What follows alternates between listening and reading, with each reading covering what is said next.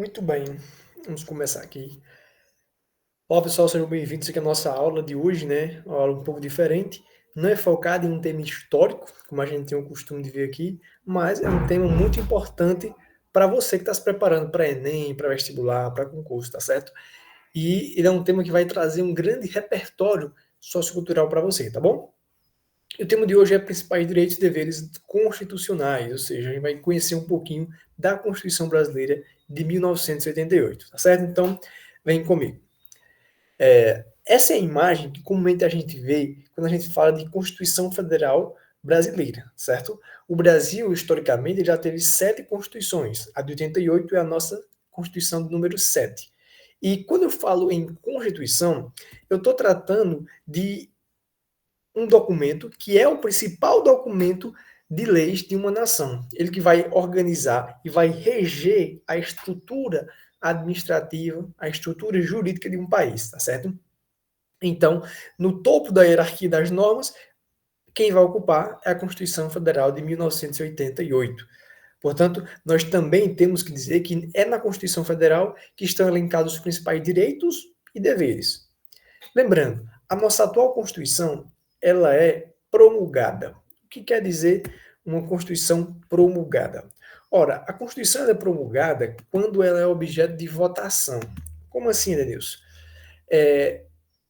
A nossa Constituição de 88, ela começou através de movimentos sociais que pediam uma nova Constituição. A gente tem que lembrar que o ano de promulgação é de 88, ou seja, logo após o fim da ditadura militar, e houve uma Assembleia Constituinte, com deputados e senadores que se reuniram para votar, para preparar a nova Constituição. Ao final, essa Constituição foi preparada e ela foi aprovada pelos deputados que foram eleitos para poder, assim, dizer que nós temos uma Constituição promulgada. Ou seja, Constituição promulgada é aquela em que tem representatividade, tá bom? De modo diverso, da Constituição promulgada, a gente vai ter a chamada Constituição outorgada. Constituição outorgada. O que é uma Constituição outorgada? É aquela que ela é imposta para a sociedade. Geralmente é muito comum em ditaduras ou também em monarquias absolutistas. Tranquilo? E, para finalizar, é a norma suprema de uma nação. Aqui eu trago a chamada pirâmide de Kelsen, em que vai ser estabelecida uma ordem de prioridade ou de supremacia de poder dentro da legislação brasileira. Como a gente pode ver, no topo a gente vai ter a nossa Constituição Federal, ou seja, ninguém pode contrariar a Constituição Federal, tá certo? Abaixo, as leis complementares, as leis ordinárias, depois as medidas provisórias e leis delegadas e, por último, as resoluções. O que quer dizer? Vamos começar com a resolução aqui embaixo. A resolução, ela tira o seu fundamento da medida provisória. A medida provisória, ela visa regulamentar algo que uma lei ordinária ou uma lei complementar, ela tratou. E a lei ordinária e a lei complementar, elas tiram seu fundamento de validade da Constituição Federal. Logo, nós temos que dizer que todas essas normas que estão abaixo, elas têm que estar de acordo com a Constituição. Tranquilo? Muito bem. O contexto histórico da CF de 88. O Brasil vivenciava o término de uma ditadura militar. Como a gente sabe, foram mais de 21 anos em que o Brasil esteve sob um regime ditatorial em que, por exemplo, a liberdade de expressão não estava resguardada, a liberdade de ir e vir, os direitos políticos foram cerceados, então a gente viu um contexto histórico de muita repressão social, tá certo? E o povo ansiava por uma garantia de direitos fundamentais, como é o caso da liberdade de expressão e dos direitos políticos, entre outros, tá bom? Essa foto aqui é uma foto muito histórica na nossa história brasileira, porque ela tem aqui o presidente da Assembleia Constituinte, Ulisses Guimarães, segurando aqui o texto, um exemplar da Constituição de 1988. É muito interessante, eu até recomendo que vocês assistam depois também o discurso de promulgação da Constituição realizado pelo presidente Ulisses Guimarães, que ele faz um apanhado social e histórico muito profundo do nosso Brasil. Muito bem. A Constituição ela vai ter 250 artigos. E a gente, obviamente, não vai conhecer todos nesta aula. Eu trouxe aqui alguns principais e que são muito importantes para a hora da nossa prova. Seja você que está fazendo uma redação do Enem, que aí é o famoso carro-chefe da redação do Enem, né? Ou também outras questões de concurso que vão te ajudar com toda certeza. O primeiro artigo vai dizer o seguinte: a República Federativa do Brasil. Esse seria, portanto, o nome completo do nosso país, tá certo? Se o Brasil tivesse um CPF ou um RG, seria o nome do país. A República Federativa do Brasil. República. República, ela vem do latim res publis, que quer dizer coisa do povo. É um governo do povo, em que a gente vai ter, portanto, o povo decidindo o governo. Federativa, porque os estados eles se unem numa federação, tá certo? E não podem se desagregar, não podem se deixar de fazer parte do Brasil, por isso que no Brasil é proibido chamar direito à secessão. O que é esse direito à secessão? É quando o Estado ele deseja se tornar independente. Ele não pode, ele para sempre vai ser atrelado ao Brasil, certo? Continuando, formada pela união indissolúvel dos estados e municípios e do Distrito Federal, constitui-se em Estado democrático de direito. Nesse momento que a gente tem que frisar a questão dos valores da democracia, e tem como fundamentos. Ponto interessante. Esses fundamentos, eu costumo comparar ele como se fosse uma mesa com 5 hastes que segura essa mesa. Esses fundamentos, eles vão balizar qualquer direito que vai ter na Constituição. E com certeza você consegue utilizar algum desses fundamentos na hora de você fazer sua redação. E aí a gente vai conhecer cada um deles.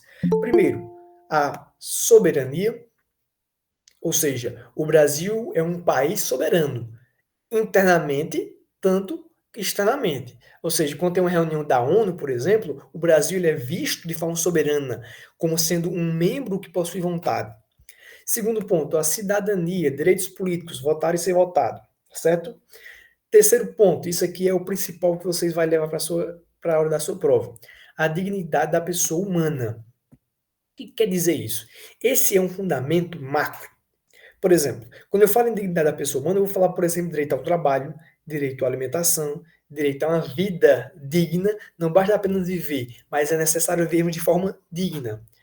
Além disso, direito à educação, à saúde, tudo isso se manifesta em como expressão da dignidade da pessoa humana, tá certo?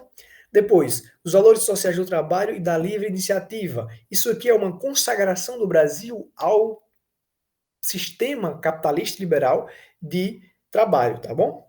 E modelo econômico. E por último, o pluralismo político. Esse pluralismo político ele se manifesta na pluralidade, ou seja, nas diversas opiniões de ordem política. Isso porque no período militar a gente viveu um período de bipartidarismo, em que a gente tinha o partido Arena e o MDB, que era um falso bipartidarismo, porque não existia uma oposição ferrenha e verdadeira. Era apenas uma maquiagem. E hoje em dia a gente tem no Brasil mais de 35 partidos políticos ativos, né? Expressando, portanto, o pluralismo político. Muito bem. Cidadania. O cidadão é possuidor pleno de direitos e garantias fundamentais. Ou seja, ele pode tanto votar como ser votado. No Brasil, a pessoa pode votar a partir dos 16 anos de idade, né? De forma facultativa. E a partir dos 18 de forma obrigatória. E aqui tem uma questão interessante. Preso pode votar. A Constituição Federal garante direito ao voto aos presos na seguinte situação. Se o preso ele for provisório ou menor infrator, ele pode votar. O que é o preso provisório? É aquela pessoa que está presa em um estabelecimento prisional, só que contra ela não teve uma condenação definitiva. Ele está aguardando o julgamento definitivo. Então ela poderá votar.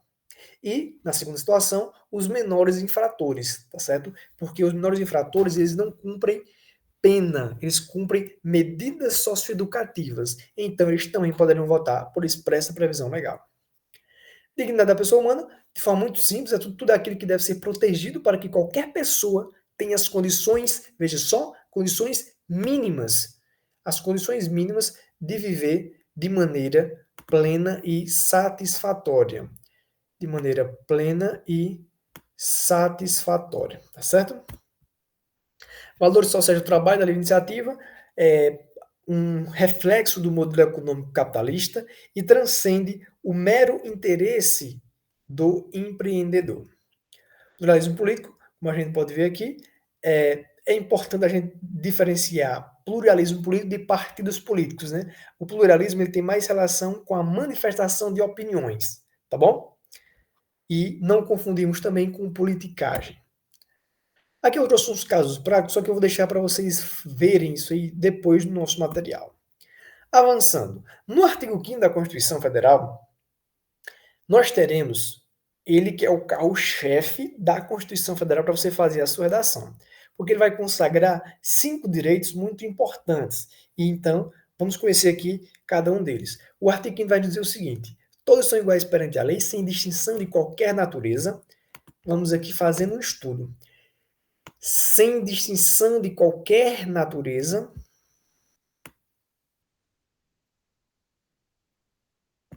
garantindo-se aos brasileiros e aos estrangeiros residentes no país. Olha que interessante, né? Ó, estrangeiros residentes no país. O STF, o Supremo Tribunal Federal, ele já decidiu que esse termo estrangeiro residente, ele deve ser compreendido também como estrangeiro de passagem. Por quê? O direito à vida, se tem um francês que está visitando, por exemplo, as praias de Maceió, ele vai ter também o direito à vida, à liberdade, e não precisa apenas residir no nosso país, tá certo? Então, quando a gente lê isso aqui, a gente vai ler que vai ser para os brasileiros e para os estrangeiros residentes ou de passagem no nosso país, tá bom? De modo resumido, para todas as pessoas, tranquilo? A inviolabilidade do direito à vida, à liberdade, à igualdade, à propriedade e à segurança. São 5 direitos de grande importância e que vão ser exemplificados nos incisos do artigo 5º. Muito bem. Vida, liberdade, propriedade, segurança e igualdade. Lembrando, nenhum direito é absoluto. Por que eu falo isso? Muitas vezes a gente vê no cenário político que alguns parlamentares, principalmente, eles evocam um direito para si, acreditando que tem um caráter de absolutismo. Por exemplo, o direito à liberdade de expressão. Ah, eu tenho a liberdade de expressão, então eu posso falar o que eu quiser. A bem da verdade, a liberdade de expressão ela pode sofrer limitações. Por exemplo, quando eu atinjo a esfera da vida de um particular. E aí eu vou acabar cometendo, por exemplo, um crime contra a honra. Logo, nenhum direito é absoluto. A gente vai ver um exemplo de cada um desses. Por exemplo, direito à vida. O direito à vida ele se manifesta de duas maneiras. Primeiro ponto, o direito de não morrer. Parece até óbvio, né? Mas em tempos que o Brasil vive, não é tão óbvio. Direito de não morrer é de que eu não posso, por exemplo, pelas minhas próprias razões, chegar e matar uma pessoa. Ainda que eu tenha raiva e motivações externas, eu não tenho esse direito de matar ninguém. Pelo menos no Brasil isso não existe, tá bom? Segundo ponto, não basta apenas viver, é necessário viver com dignidade. Ou seja, viver com uma moradia, com 3 refeições ao dia, no mínimo, com uma escola para poder estudar, com um posto de saúde para poder ser atendido. Tudo isso se manifesta em uma vida digna, tá certo? E nessa celeuma de direito de não morrer, a gente vai ter também a proibição ao aborto, tá certo? Obviamente, no Brasil a gente tem 3 exceções à realização do aborto. Primeira exceção é quando a mulher é vítima do crime de estupro, para bebês anencéfalos e também em caso de risco à saúde da mãe. Direito de liberdade. Aqui eu trouxe primeiramente a liberdade de ir e vir, ou seja, a locomoção em tempos de paz. Isso é assegurado para qualquer pessoa. Porém, pode sofrer limitação, como eu já adiantei que todos vão sofrer, né? Como isso, Edmilson? Vamos voltar aqui a 3, 4 anos atrás, quando o Brasil estava vivenciando o período da pandemia, em que muitas cidades do Brasil foi realizado o lockdown. O que era esse lockdown? Esse lockdown era uma forma de conter a propagação do vírus da Covid-19. E as pessoas ficavam limitadas de se locomoverem, só podia sair de casa tal hora a tal hora, tinha que ter uma justificativa. Em outros países, a gente viu muitas pessoas sendo presas por estarem transitando em horário não permitido, tá certo? Tudo isso aí foram limitações ao direito de ir e vir.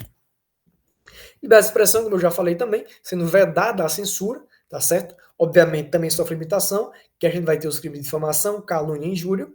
A liberdade de consciência e crença. O Brasil, embora seja um Estado laico, ele manifesta um ardente desejo de que cada pessoa possa manifestar a sua crença. É interessante notarmos que quando eu falo que o Brasil é um Estado laico, eu tenho que dizer que ele não é um Estado ateu. Ou seja, o Brasil, ele prevê, apoia e incentiva que cada pessoa tenha a sua religião, tá bom? Direito à propriedade. A propriedade é aquilo que todo mundo quer, né? Pelo menos uma casa para morar, ter uma fazenda, ter uma casa na cidade, enfim. E a propriedade, para além disso, ela precisa atender o que a gente chama no direito constitucional de função social. O que é essa função social? Vejam, vou narrar uma situação para vocês. Joaquim comprou uma casa no município de João Pessoa, Paraíba, na capital paraibana, né? E essa casa ela fica no centro da cidade. Ocorre que Joaquim é um cara muito rico e comprou essa casa e está com 10 anos, ele nunca pisou lá, não mora ninguém, não aluga, ele não cuida da casa, a casa está cheia de insetos, de animais, enfim, tá com a estrutura ameaçada, tudo isso aí está acontecendo na casa de Joaquim. E eu pergunto, mesmo sem explicar o conceito, mas essa propriedade está cumprindo a sua função social? Obviamente que não. Embora eu tenha o direito de ter uma propriedade, é necessário que ela cumpra uma função social, ou seja, que ela seja habitada, que ela seja conservada, tá certo? Porque eu não posso ter milhões e milhões de patrimônio e não utilizá-los, ou pelo menos preservá-los, tá bom? Liberdade de associação, ou seja, eu quero montar uma associação de bairro, é possível? É possível. Ninguém pode me obrigar a entrar ou a sair dela, mas eu posso sim criar uma associação, tá bom? Liberdade, direito de segurança. Compete ao Estado e a cada indivíduo promover uma sociedade mais segura. Ora, nós temos que o Brasil é um país muito perigoso. Embora a cada dia esteja investido mais tenha sido investido mais e mais em segurança. Só que o Brasil é assim um país ainda muito perigoso. E a competência para nos trazer a segurança, primordialmente é do Estado. Como que o Estado nos traz segurança? Através do seu efetivo policial, seja polícia repressiva ou polícia ostensiva. E também o indivíduo. Por que eu coloquei indivíduo aqui? Sabe por quê? Porque existem situações em que nós, enquanto indivíduos, devemos nos manifestar. Nós não podemos ficar silentes, ou seja, paralisados. Digamos que eu vejo que está acontecendo um crime, embora eu não participe ativamente para defender aquele crime ali, eu tenho que, no mínimo, ligar para a polícia e comunicar o ocorrido, né? Porque senão eu vou acabar respondendo pelo crime de omissão daquilo que está acontecendo, tá bom? Então, é também um dever de cada indivíduo. Igualdade. A igualdade é interessante. Igualdade existe duas formas como a gente deve conceber. E aqui, quando você usa isso aqui na redação, acho que o corretor chega e fica feliz quando vê você falando isso aqui, tá bom? O primeiro delas é a igualdade formal. É a igualdade das formas. O que quer dizer isso? A igualdade formal é quando a lei prevê que vai ser igual. Por exemplo, todos são iguais perante a lei. Isso é uma igualdade formal. Só que isso por si só não basta. É necessário que a gente tenha também o acesso a uma igualdade material. Ou seja, todos são iguais perante a lei, e aí a gente lembra um brocardo de Aristóteles que ele diz o seguinte: é necessário tratarmos os desiguais na medida de suas desigualdades, né? Ou seja, dar tratamento isonômico às partes significa tratar igualmente os iguais e desigualmente os desiguais na exata medida de suas desigualdades. Um exemplo disso são as chamadas discriminações positivas. Exemplo, cota em certame público. As cotas, elas visam reparar e visam fomentar a igualdade material. Um exemplo disso é a cota de escola pública. Por exemplo, um aluno que estudou a vida inteira em um colégio público versus um aluno que estudou a vida inteira em um colégio particular da melhor qualidade daquela cidade. É injusto acreditarmos que os dois vão ter a mesma oportunidade. Por que não vão? Um, por exemplo, teve que pegar 2 ônibus para chegar até a escola, o outro foi de carro até a sua escola no ar-condicionado, não teve desgaste físico e mental. Então a gente necessita criarmos mecanismos, e a gente vai ter discriminações positivas, para fomentar e efetivar a igualdade material. Tranquilo? E aqui a gente tem duas concepções de igualdade, né? Nessa primeira imagem que a gente vê o critério basilar de igualdade, ou seja, dá a cada um banco para poder ver o jogo. Só que veja, esse primeiro aqui, ele nem precisa de banco. Ele já veria, né, sem o banco. E o último, ele precisa de mais de um banco, tá certo? Então a gente vê que a igualdade material é essa segunda imagem aqui. Você vê que cada um está podendo visualizar o jogo de maneira equânime. Muito bem. Avançando, a nossa Constituição Federal vai nos trazer a inviolabilidade domiciliar. O que é isso? Diz o seguinte: a casa é asilo inviolável do indivíduo, ninguém nela podendo penetrar sem consentimento do morador. Ou seja, na minha casa só entra quem eu quiser. Se você não tiver autorização, você não pode entrar sob pena de incorrer em crime de invasão de privacidade, de propriedade. Só que vão existir 3 situações em que eu vou poder entrar na casa daquela pessoa, mesmo que a pessoa não queira. Opção número 1. Em caso de flagrante delito. Opção número 2. Em caso de desastre. E a opção número 3, para prestar socorro. Essas são as 3 hipóteses. A pessoa pode não querer que qualquer hora do dia eu vou poder entrar naquela casa daquela pessoa, tá bom? E durante o dia vai ter também a opção por determinação judicial, para cumprir um mandato judicial, né? Um mandato judicial de prisão, por exemplo. E aí a gente vai ter o conceito de casa. Casa, para além do que a gente tem um costume, né, uma residência que as pessoas moram, nós vamos entender que casa, para o STF, é qualquer compartimento habitado, qualquer aposento ocupado de habitação coletiva, por exemplo, um pensionato, é casa também, e qualquer compartimento privado não aberto ao público, onde alguém exerce profissão ou atividade de pessoa. Exemplo, escritório de um advogado, é casa, ele vai ser estendido para que seja também considerado como casa. Uma pessoa que mora no motorhome, é casa? É casa também. Então vai ter essa proteção da inviolabilidade domiciliar. Tranquilo? E vocês vejam que o que eu coloquei no final do artigo é o seguinte, que tem dizendo que durante o dia, e o que é o dia e o que é a noite, né? Para fins de esclarecimentos, entende-se dia das 5 horas da manhã até as 21 horas, ou seja, até as 9 horas da noite. E noite vai das 21 até as 5 horas do dia seguinte. Tranquilo?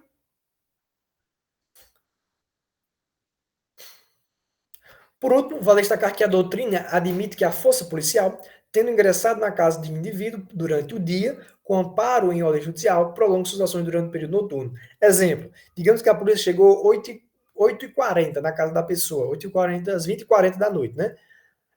8h40 da noite. E começa a realizar busca e apreensão ali. E vai passando, quando dá 9, 9 e 10, ela tem que sair da casa? Não, ela pode continuar aquela diligência que está sendo realizada, tá bom?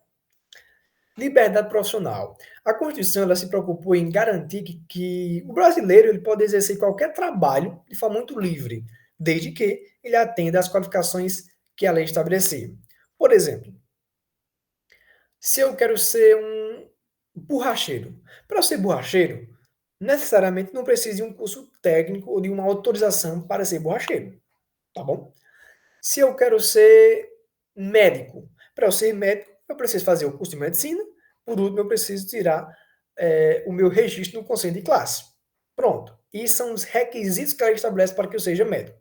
Se eu quiser ser médico e não quiser não quiser fazer faculdade de medicina e não quiser ter acesso ao registro do conselho, não quiser tirar o registro do conselho, eu vou poder ser médico? Não. Eu vou exercer essa atividade de modo ilícito, tá bom? E aí acontece com outras profissões também. Por exemplo, para ser advogado, tem que ter o curso de Direito e ser aprovado na prova da OAB, da Ordem dos Advogados do Brasil, né? Para ser contador, da mesma forma, fazer a contabilidade e também tirar o seu registro. Hoje, a grande maioria das profissões de nível superior possui o seu conselho profissional, tá certo? Um caso interessante aqui na liberdade profissional, pessoal, é que o STF decidiu que para ser jornalista você não precisa ter diploma de ensino superior. Muito bem. O artigo 5º ele vai nos trazer, e aí a gente tem que ver essa imagem, esse momento aqui, de modo muito angustiado, que é a vedação à tortura. Por quê, pessoal?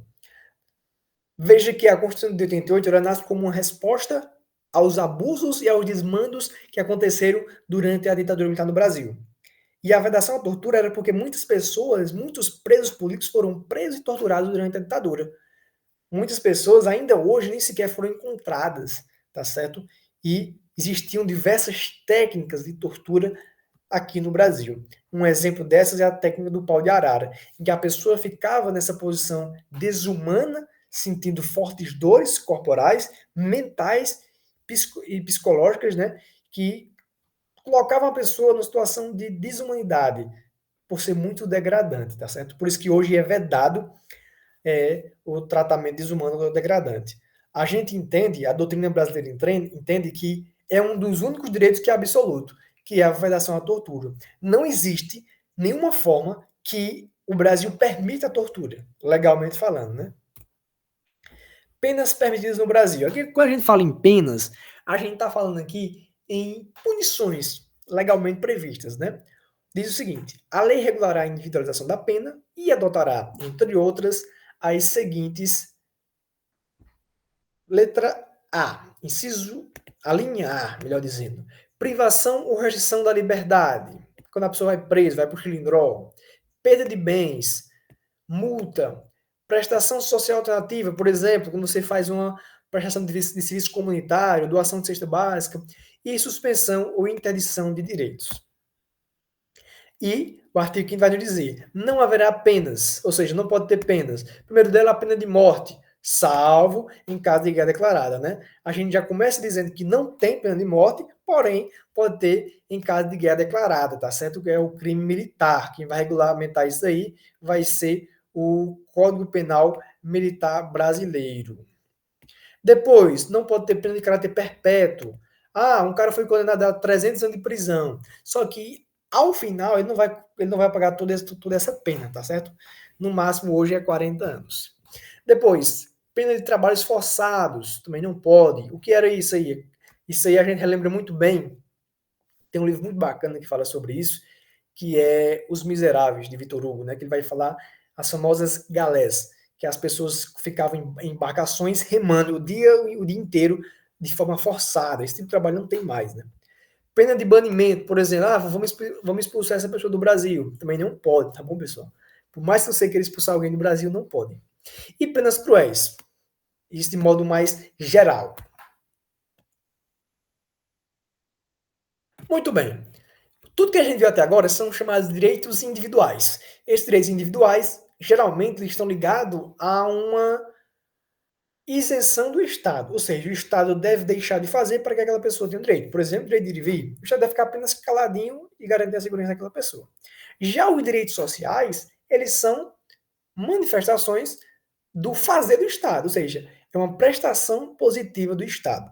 Para que esses direitos sejam concretizados, é necessário que o Estado faça alguma coisa material. Exemplo, educação.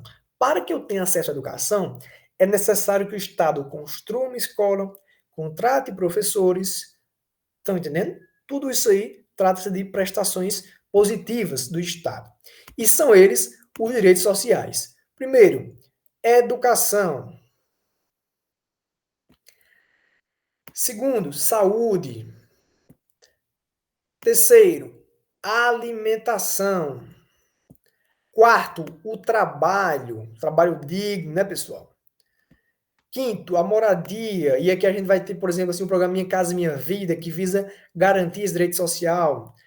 Outro, transportes. E aqui a gente vai ter como exemplo as tarifas de transportes que visam ser menores o possível. O lazer, para que o cidadão tenha acesso, por exemplo, a programas de cinema, programas culturais. A segurança, propriamente dita. A previdência social, ou seja, a proteção da pessoa idosa, a proteção da pessoa que tem algum vínculo trabalhista, tudo isso aqui vai ser protegido pela Previdência Social.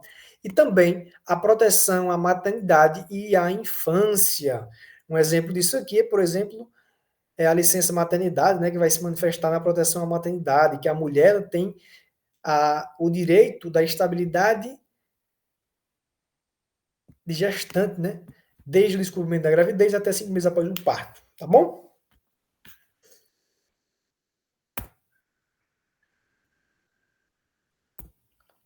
Saúde. A saúde é direito de todos e dever do Estado, garantido mediante políticas sociais e econômicas que visem a redução do risco de doença e de outros agravos e ao acesso universal e igualitário às ações e serviços para sua promoção, proteção e recuperação.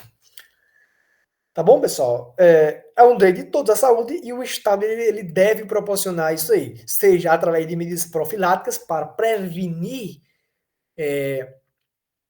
doenças, também para tratar, para cuidar. E aqui eu vou fazer um adendo, pessoal. Muitas pessoas reclamam e muitas vezes não sabem, mas o Sistema Único de Saúde, o nosso SUS, ele tem que ser muito aplaudido diariamente, porque é um dos sistemas que possui a maior cobertura a nível de mundo, em termos de alcance de medicamentos, de tratamentos para doenças de forma gratuita. Embora a gente pague os impostos, mas é o SUS que, de modo espetacular, salva milhões de brasileiros todos os dias. Né? Então a gente tem que aplaudir e agradecer pelo sistema que a gente tem. Obviamente tem suas falhas, mas está muito à frente de muitos outros sistemas de países de primeiro mundo, entre boas e belas aspas. Né? Educação.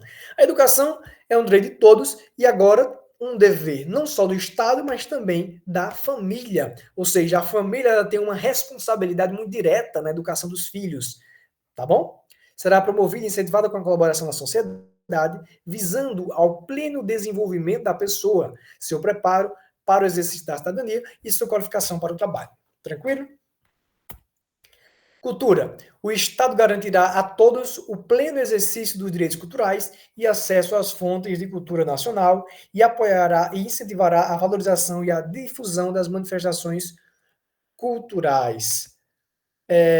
Um ponto interessante, pessoal, desse tema de cultura, que a gente vai ter aqui que nos últimos 5 anos nós tivemos 2 importantes programas de distribuição de renda, de fomento na cultura, que foi a Lei Aldir Blanc, né, que passou a chamar agora de Política Nacional Aldir Blanc, a PNAB, e também a Lei Paulo Gustavo, né, que é de incentivo direto ao cinema, ao audiovisual aqui no Brasil.